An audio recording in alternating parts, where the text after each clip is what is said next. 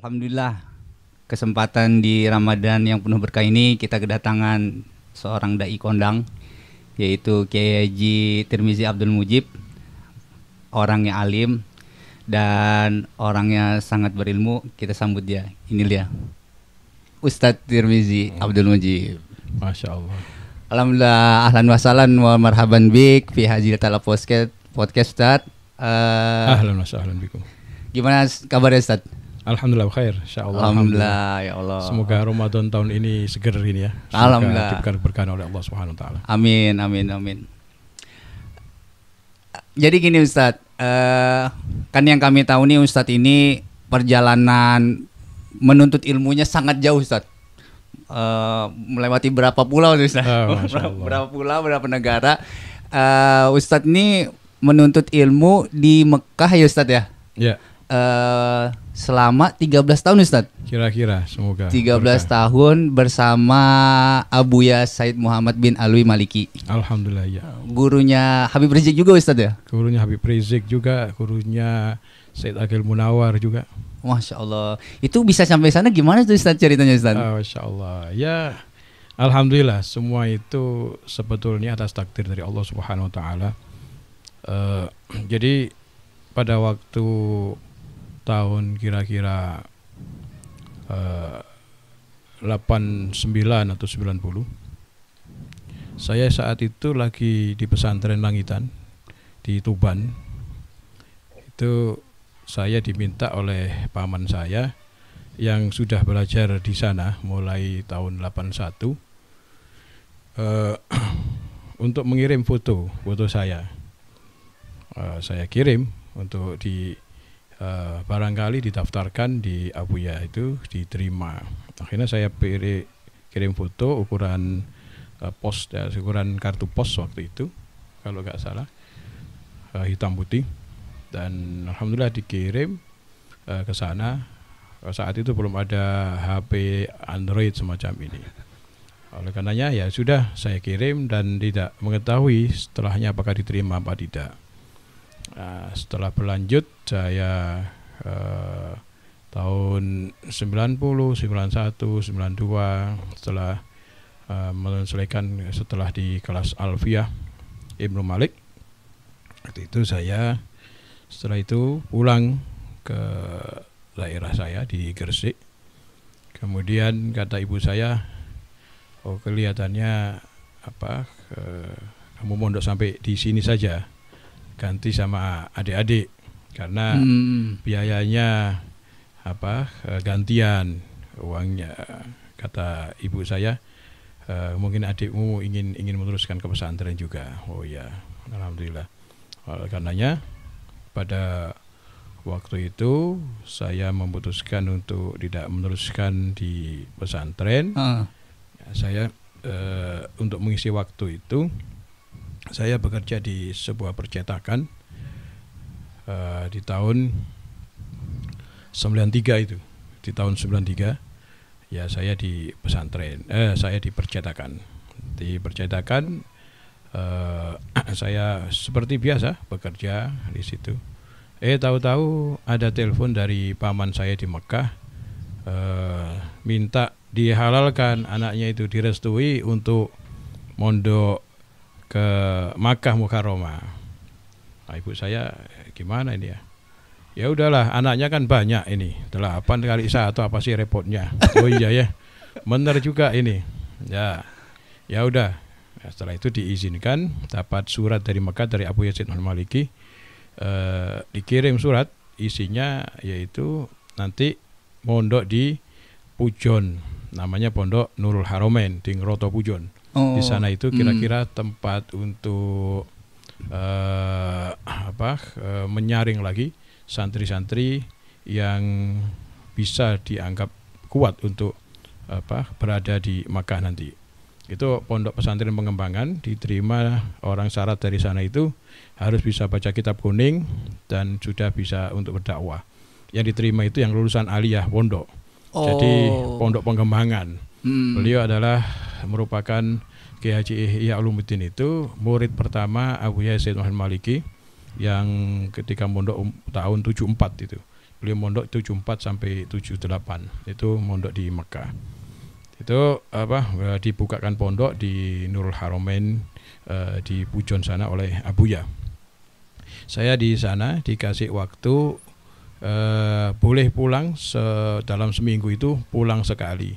Tapi alhamdulillah setelah saya tunjukkan surat itu, ya kemudian saya disuruh ke Pujon oleh Kiai Haji Ihya Ulumuddin.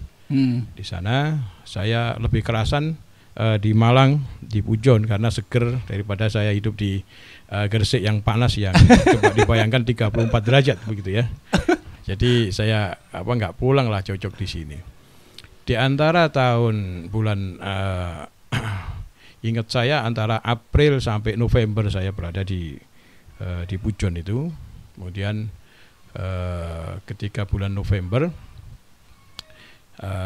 Abuya datang ke Brunei, kemudian lewat guru saya Abi Muhammad Ihya Ulumuddin mengingatkan itu ya murid yang di Pujon itu bagaimana. Akhirnya secara singkat dikirimlah visa untuk ke sana. Kok Brunei itu Ustaz? Dari enggak, guru saya Abuya Zainul Maliki itu lagi bertandang ke kerajaan Brunei. Nah di situ guru saya mengingatkan, ya bagaimana apakah ini segera diurus. Akhirnya segera diurus, dikirim visa pada bulan November itu 1993 untuk keberangkatan saya ke Mekah itu. Itulah kira-kira perjalanan baru. Kenapa kok sampai sana? Yaitu berkat dari paman saya Kiai Haji Muhammad Umar Toha Hasan, itu sebagai kholi saya yang sekarang menjadi ulama besar di Gresik. Itulah menjadi penyebab saya berangkat ke sana, dan juga sebab dari Kiai Haji Muhammad Ulumuddin yang telah menjadi guru murabi saya yang berada di Pujon, itu yang memfasilitasi untuk berangkat ke sana. Alhamdulillah ketika saya disuruh, akhirnya saya pada bulan November, tepatnya 25 November saya berangkat ke Jakarta dan mengurus urusan di Jakarta. Alhamdulillah kira-kira 1 bulan akhirnya sudah kelar semuanya, visa sudah datang dan urusan-urusan sudah selesai. Tepat tanggal 31 Desember tahun 93 saya meninggalkan Indonesia. Yang saat itu saya ingat pembukaan Indosiar pertama kali. Saya sudah terbang ke sana. Nyampe di sana 1 Januari 94 atau 19. Berarti setahun dong Ustaz perjalanan ya? Dari 93 sampai 94. Iya. Perjalanan 1 tahun. Iya. Saya berangkat asar ya dari Indonesia, nyampe di sana udah malam ya. Iya. Di sana udah kira-kira malam jam 11. Sana masih belum ya. Nyampe di sana jam 11 malam. 11 malam waktu Saudi. Iya. Tapi di sini sudah pindah hari. Pindah tahun juga Ustaz. Pindah tahun. Iya. Masya Allah. Jadi itu cukup mengirim foto pas saat itu dikasih tahu dari Paman Ustadz ke Abuya Said Maliki, itu cukup kirim foto aja gitu Ustaz. Kirim foto. Jadi beliau itu caranya menerima itu istikharah beliau, dilihat fotonya. Oh, jadi misalnya ada 100 Maaf orang yang daftar gitu Ustaz. Jadi beliau siapa saja dilihat fotonya gini. Ada yang tidak diterima, ada yang ini cocok. Jadi beliau itu ilmunya gimana sih dari foto aja, ini cocok, ini enggak gitu. Beliau mazhabnya adalah istikharah pada Allah Subhanahu Wa Taala, hatinya longgar, kemudian diterima. Jadi beliau mengajarkan, saya pernah beliau bilang saya tidak melihat yang begini-begini, tapi istikharah pada Allah Subhanahu Wa Taala. Jadi ada orang daftar, dilihat fotonya kemudian diistikharai, melihat hati beliau cocok. Ya, diterima. Oh, jadi setiap kali ngeliat foto sholat atau langsung doa gitu. Ya begitulah. Ya beliau mengajarkan kepada kita sunnah Rasul sallallahu alaihi wasallam. Masya Allah. Ya, jadi dengan istikharah itu, alhamdulillah memang benar, tidak terasa di sana. Mulai 1 Januari 94 saya pulang tanggal kalau nggak salah 8 Maret tahun 2007. 13 tahun bisa berarti pas ya? Iya, kira-kira begitu. Nah itu di sana ngapain aja Ustaz? Maksudnya apa belajar selama 13 tahun itu atau berkhidmat kepada Abuya gitu Ustaz? Iya, Sejak saya belum berangkat itu sudah dibilang yang paling prioritas pertama di sana itu adalah khidmah. Dan guru saya sudah bilang al-khidmatu la tudrok. Khidmah pada khidmatur rijal la tudrok, atau begitu ya. Khidmah pada ulama itu tidak bisa dijumpai kapanpun. Tapi kalau ilmu tidak ada habisnya dan bisa dijumpai kapanpun. Jadi kalau ada ulama, kita itu diusahakan untuk berkhidmah, mengambilkan minuman, ataupun kalau bisa menata sandalnya kalau memang masih dalam pertemuan singkat. Iya. Apalagi di sana pertama kali memang diajarkan untuk kita itu khidmah kepada beliau. Jadi ilmu itu mudah kapanpun bisa kamu cari, tapi khidmah al-rijal, khidmah ulama itu tidak bisa kapanpun. Mumpung di sini diberi kesempatan khidmah. Jadi bisa khidmah itu berupa membersihkan halaman, ya halaman juga tidak besar-besar. Jadi seluruh halaman di sana itu ada petanya masing-masing, di sini tugasnya siapa. Jadi kalau 4 meter kali 4 meter itu kalau kotor, itu tempatnya siapa sudah tahu tanggung jawabnya. Lewat dimanapun. Jadi itu khidmah diantaranya. Kemudian khidmah juga alhamdulillah mencucikan baju beliau, mensetrika juga, dan juga ikut menulis, diajak untuk mencari keberkahan dalam khidmah, menulis karangan-karangan beliau. Beliau menulis, kemudian dikasihkan pada saya, tulisan itu saya catat dan diajari juga bagaimana cara spasinya kanan kiri dan untuk referensi itu. Beliau mengajar kepada kita tidak pakai komputer, tapi menulis dengan tinta yang biasa itu. Dan pulpennya itu tidak boleh kemudian diasah sehingga bagus. Yang penting jadi lillahi ta'ala, tidak usah terlalu bagus, toh nanti akan dipindah lagi, diketik lagi, dipercetakan. Itu diantaranya. Saya menulis yang beliau tulis, dan seperti beberapa teman-teman juga begitu. Juga editing juga, mengedit. Barangkali ada yang sebelum dicetak itu saya edit dulu, dan teman lagi ada teman lagi. Jadi dilihat lagi, oh ini kurang ininya, oh kalimatnya seperti ini misalnya. Kurang hamzah kepala ain di atasnya itu. Wah, itu tulis semuanya. Sampai di sedetail itu Ustaz ya? Iya. Sampai juga di percetakan kadang-kadang kita nggak ngeh, di percetakan itu ternyata judulnya pun kita lupa.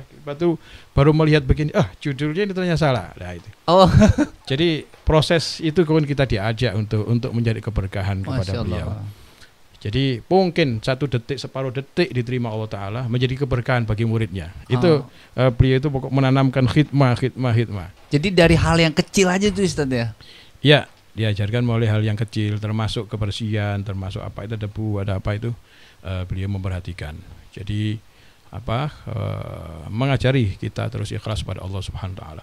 Selain itu juga di dalam wirid juga saya itu kalau boleh cerita juga disuruh doa, dikasih bagian doa teman-teman. Beliau tahajud gitu ya. Beliau tahajudnya karena kakinya itu beliau sakit, tahajudnya itu dengan duduk, dengan duduk di kursi. Saya di belakangnya itu dengan 2 teman lagi untuk meruqyah beliau.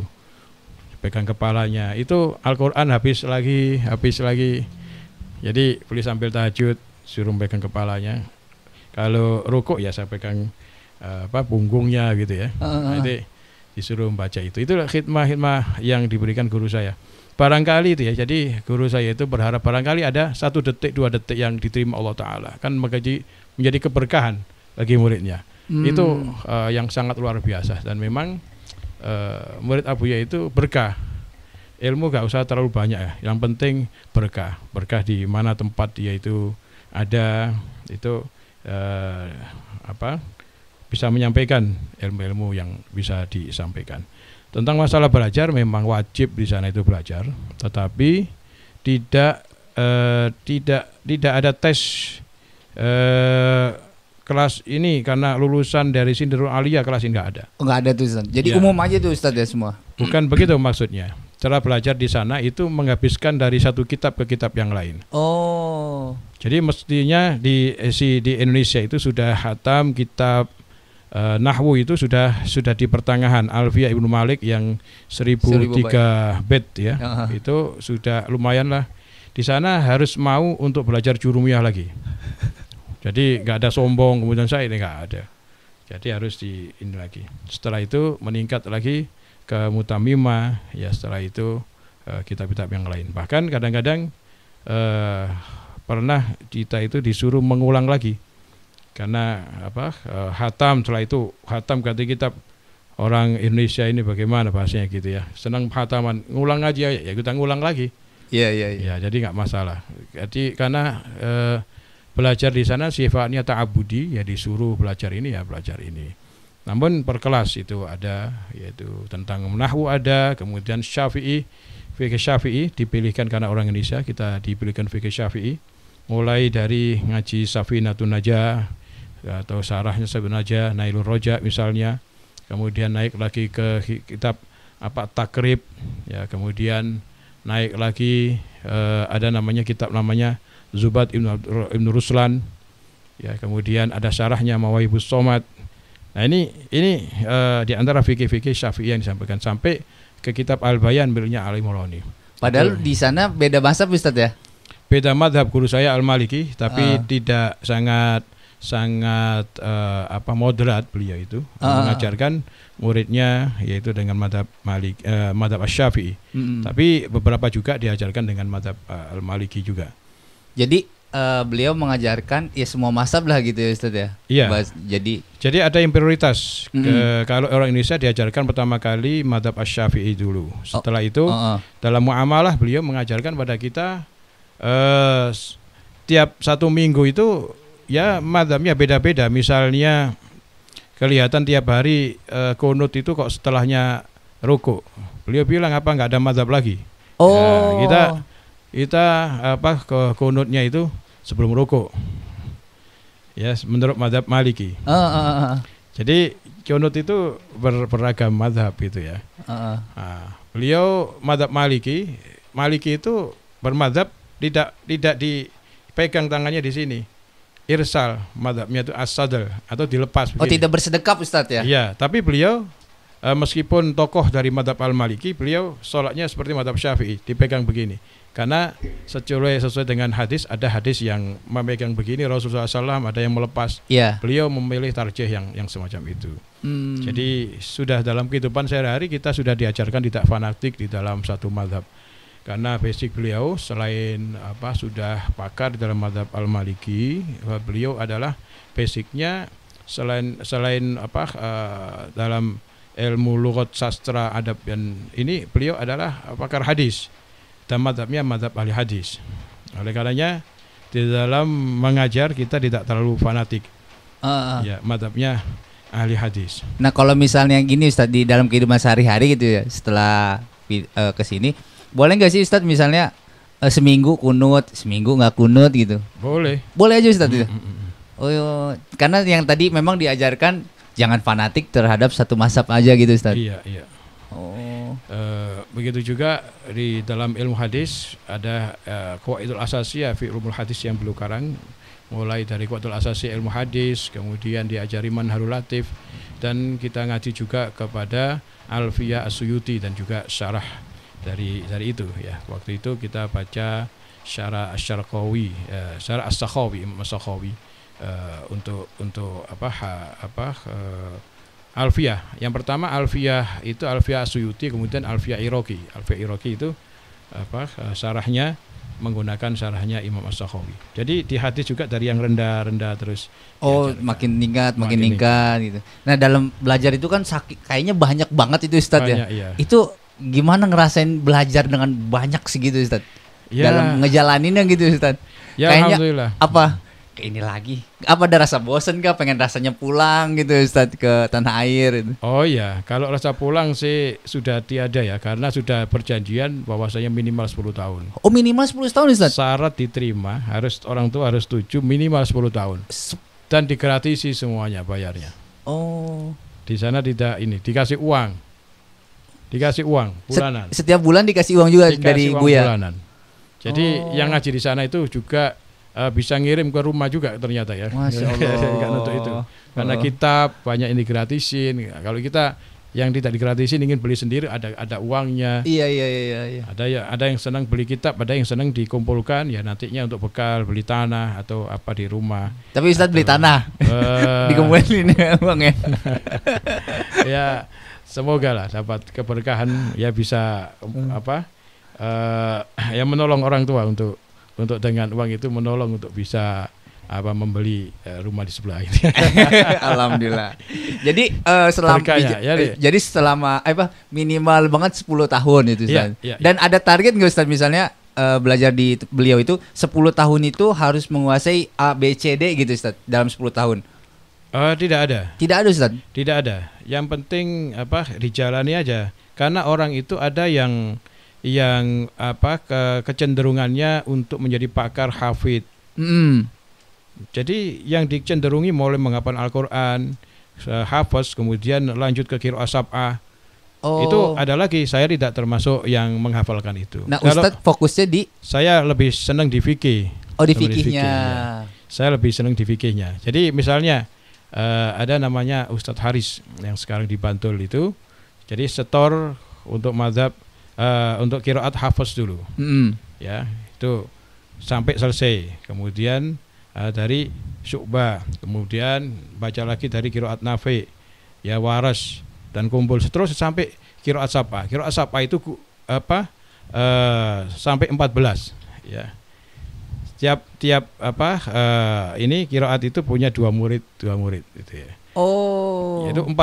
Jadi yang Quran yang kita ini yang tahu, yang mungkin di antara kita ada yang belum lancar, itu 1 dari 14 yang semuanya mutawatir dari Rasulullah SAW dan Allah Subhanahu Wa Taala. Itu dipelajari semuanya. Jadi gurunya itu datang kira-kira jam 2 malam. Anak-anak sudah siap duluan yang itu. Belajarnya jam 2 malam Ustaz? Iya, itu yang setoran. Yang setoran. Karena gurunya setelah subuh dia kerja. Datangnya jam 2 malam. Masya Allah. Jadi sambil untuk menguatkan teman-teman itu untuk murojaah di sana adalah sambil sholat itu yang dihafalin Al-Quran. Bawa kita Al-Quran kecil gitu sambil terus murojaah sambil sholat, itu lebih kuat. Di antara tarbiyahnya adalah semacam itu.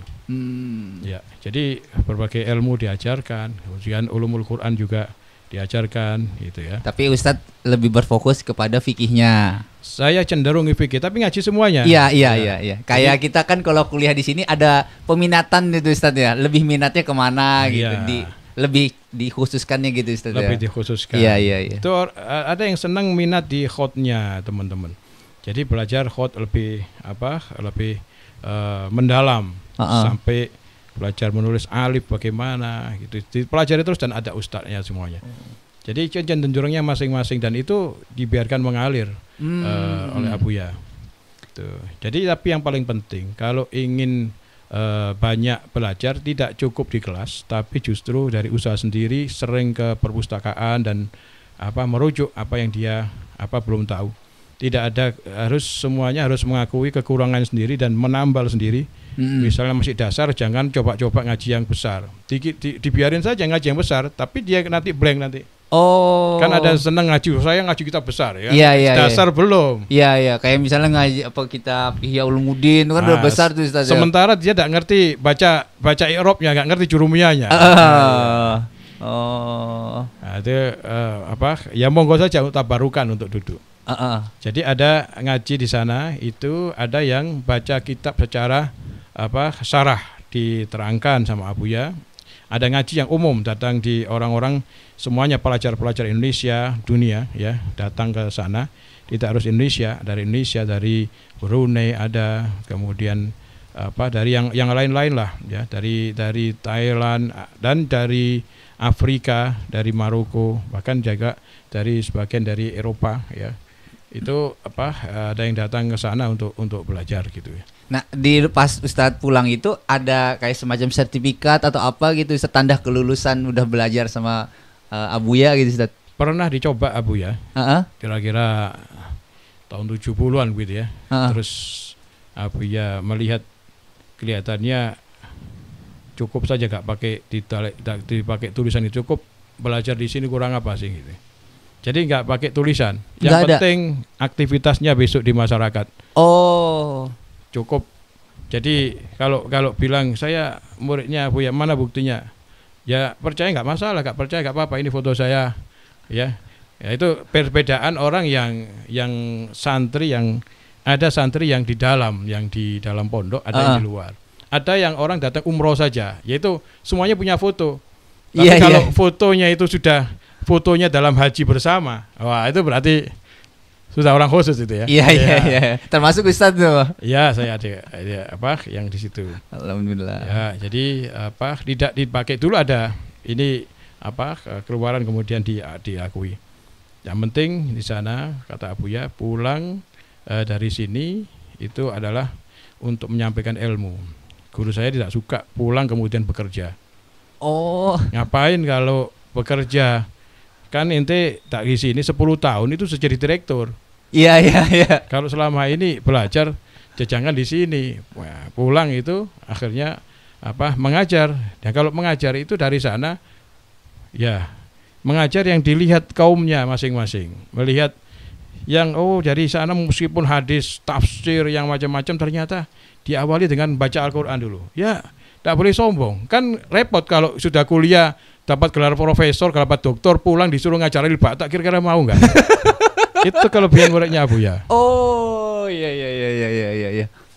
Jadi itu pesan terakhir beliau. Selalu ya, pesan. Misalnya Ustadz atau teman-teman yang lain mau pulang lagi kepada tanah air, ini pesan itu yang beliau sampaikan itu ya. Iya, Jangan bekerja, yang penting ngajar. yang penting ngajar. Iya. Dan itu Ustadz terapin sampai detik ini. Oh iya. Nggak- Al-ahdu bainana, yaitu ngajar. Yaitu sampingan boleh lah. Saya juga pernah sampingan ya ketika ke Jakarta karena nggak punya bekal apa-apa, kemudian dititipi kopiah yang putih itu sebanyak 20 apa 10. Ya saya niati ya udahlah barangkali sebab saya taruh aja. Nggak ada beli yang namanya ditaruh di kamar. Tapi akhirnya daripada nggak laku ternyata ada teman dari mau dibawa ke Cirebon, ya akhirnya laku ke Cirebon lah. Setelah itu nggak minta lagi. Oh. Nah ini Ustadz, kan setelah 13 tahun sama Abuya gitu terus pulang, itu di umur berapa Ustadz berarti udah sampai di tanah air? Saya kira-kira umur sudah 34 lebih ya. Berarti dari 21 umur 21 sampai 34 baru balik ke tanah air gitu Ustadz. Iya, kira-kira 34. 34. Dan itu langsung menikah tuh Ustadz sampai di tanah air nih gitu. Iya, bulan Agustus saya menikah. Bul- Mau 34 tapi lebih berapa bulan gitu ya. Kan itu belum bekerja itu Ustadz. Maksudnya bagaimana persiapan tiba-tiba pulang ya santri langsung melamar anak orang gitu Ustadz. Oh iya, itu dia yang Masya Allah kewasan dari Allah Subhanahu Wa Taala. Itu gimana Ustadz cerita campur tangannya Allah tuh bagaimana Ustadz? Masya Allah, saya itu mikir luar biasa ya. Ternyata takdir ataupun rezeki itu gak kemana ya. Jadi ceritanya waktu saya pulang bulan Maret tahun 2007, 8 Maret 2007 kira-kira, itu saya dipesan guru saya Kiai Haji Abdullah Fakih Langitan ketika berziarah ke Mekah, dibilang bahasa Indonesianya itu, kalau bahasa Jawanya le, balik mana mondok le ya. Jadi kalau sudah dari sini nanti kalau dari sini nanti mondok lagi ya ke Langitan. Ya saya 20 hari atau 19 hari saya di rumah. Saya sowan ke guru saya dan saya mondok lagi di sana. Mondok lagi mulai ngikut dari kelas yang bawah. Kelas bawah itu anak baru-baru sama Kiai Fakih. Jadi kalau baca kitab, oh ini bagaimana ini cara tasrifnya ini. Fa'ala fa'alu fa'al. Lagi kitab lagi. Itu saya ngikut juga, kemudian sampai pelajaran apa yang lain ya, diantaranya adalah tentang mantek juga saya ngikut juga pelajaran, dan juga saya berkhidmah ketika ada tamu saya memberikan minuman ataupun ya membalikkan sandal beliau dan sebagainya. Saya berkhidmah lagi sampai ada bulan mendekati Agustus kira-kira bulan 3 bulan mungkin saya di situ atau 4 bulan saya izin.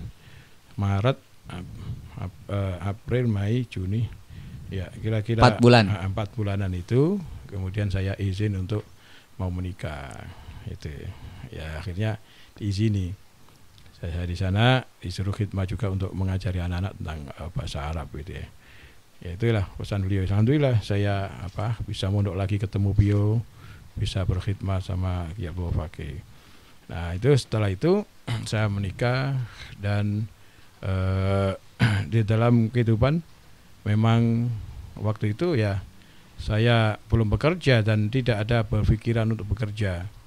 Ketika saya melamar ya, ketika saya mau melamar itu ya saya juga nggak kenal sama calon mertua, saya nggak kenal sama calon istri juga nggak kenal, karena ibu saya nggak kenal juga, diberitahu sama saudarinya.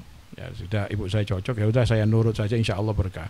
Saya datang ke orang tuanya, saya bilang saya nggak kerja apa-apa.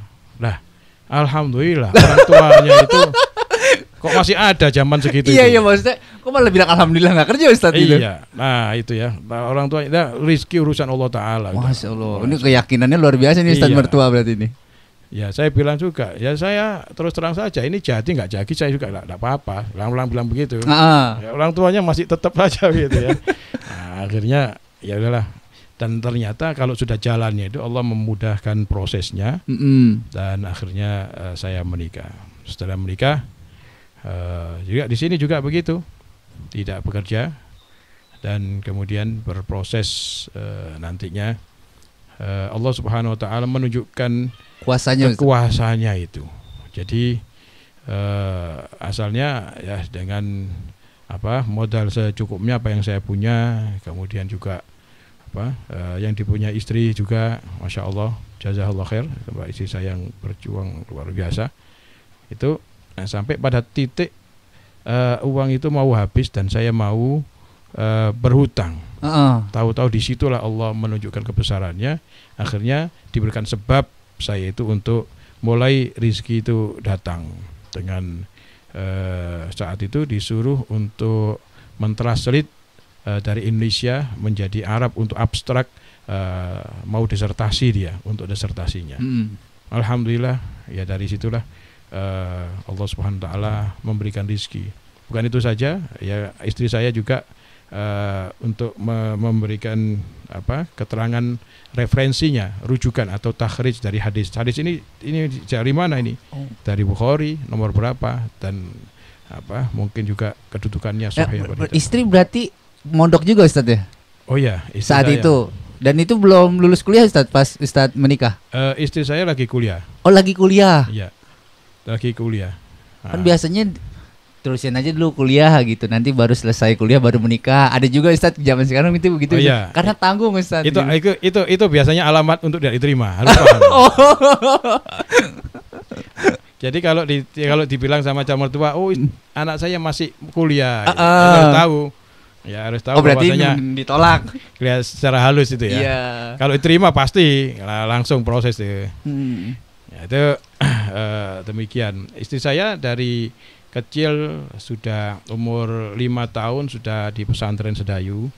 Kemudian teruskan di SD-nya, di ibtidaknya di sana di Pasuruan dipanggil. Kemudian setelah ibtidak meneruskan lagi di pesantren Salafiyah panggil. Ya, setelah itu bertugas ke Madura untuk tugas pondok, artinya mengajar di tempat pondok-pondok yang lain itu untuk berkhidmat. Kalau kuliah biasanya KKN itu Ustaz ya, kayak pengabdian kepada masyarakat. Ya.